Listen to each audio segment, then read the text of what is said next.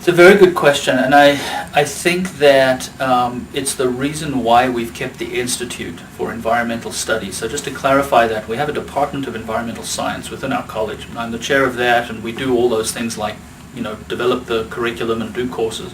But we also have an Institute for Environmental Studies, and I happen to be director of that, but that is much more interdisciplinary, and we have a range of faculty from within the college, but also outside of the college. For example, people in sociology, people outside of the university are affiliated with that. We're just about to bring in 2 people from the art department. And there's no question that we have a stronger program because of that interdisciplinary approach.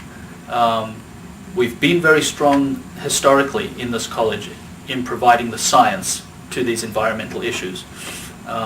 The program is the oldest in the state, and we've done a really good job of producing first-rate pure science as it relates to the environmental sciences, whether it's an ecological focus or a toxicological focus or whatever.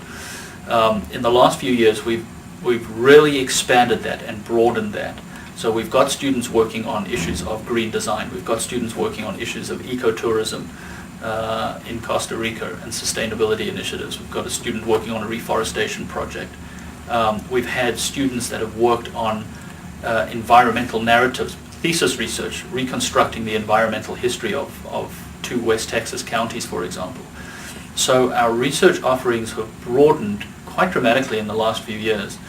And what I've found is that the people that we've approached in other colleges and the deans themselves have actually been very, very receptive to this.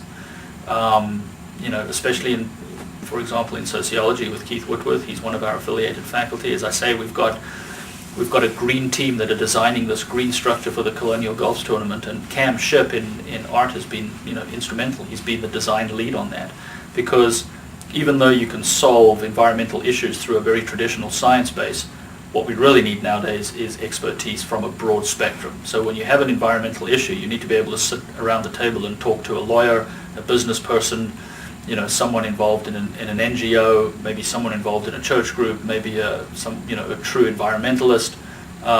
It's not just about wearing a white lab coat and having a science base anymore. You absolutely have to broaden your scope, and that's why we've been pretty aggressive in linking up with the business school, because a lot of environmental issues are solved at that level. The business people, corporate America, making smarter decisions. So. We don't want to run before we can walk, because we have a limited faculty and we've grown so quickly, but what I've found is that